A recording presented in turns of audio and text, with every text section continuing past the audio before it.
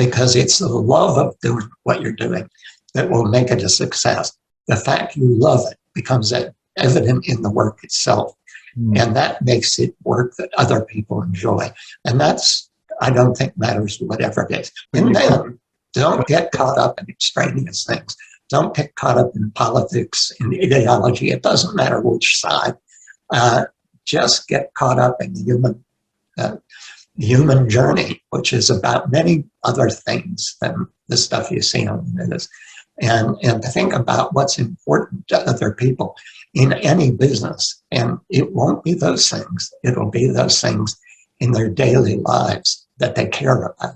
And if you're servicing those things in their daily lives, in whatever your business or art, then you're going to succeed, I think, because not a lot of people think that way.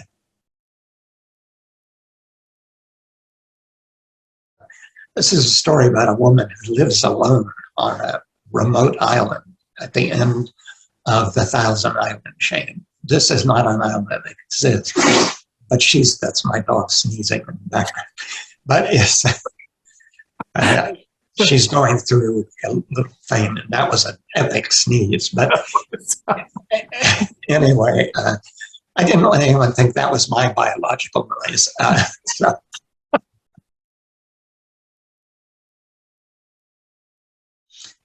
But I never saw myself as a writer until I was a senior in college. Teacher there had submitted a story I wrote for class to an Atlantic Monthly competition for college writing, and it won. Wow. And suddenly, and it was in the history, 100 and some year history of this contest in this college, no one in this college had ever placed in this contest. So overnight, I went from being a student who just got by to somebody who started to think, maybe there's this other thing I can do. And when I saw that I no longer had to work or even try to earn a grade, the reputation that followed having won this prize got me straight A's and all this adoration by the teachers in the English department. And I said, hey, this is good stuff. And that, I think, is where I decided I got to try this as a way to earn money. Did you just grow up thinking, hey, I'm going to be an author? I just love writing. Was that 5-year-old Dean Koontz just imagining volumes upon volumes of written literature? What was that progression like as a young child, a young man?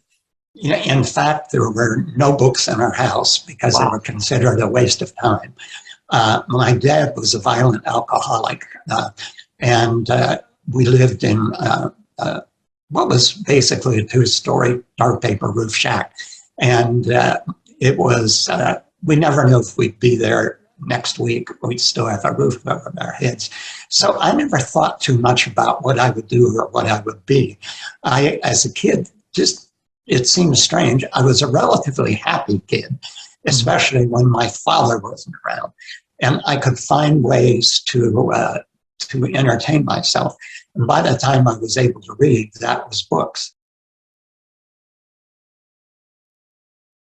Young writers, when they ask me for advice, they think, oh, no, that can't be it. They think that my career was this smooth upward glide path, and it was anything but. I was writing 13 or 15 years, a lot, before I ever had a bestseller.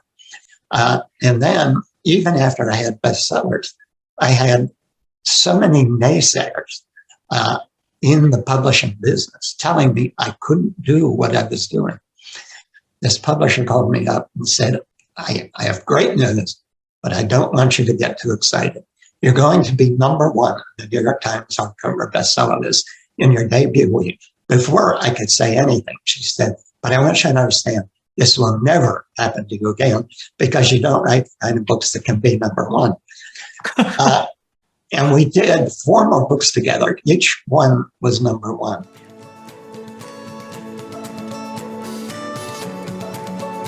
If you enjoy this podcast, please make sure to subscribe.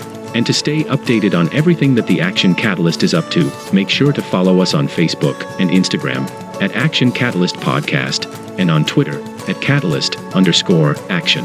And thanks for listening.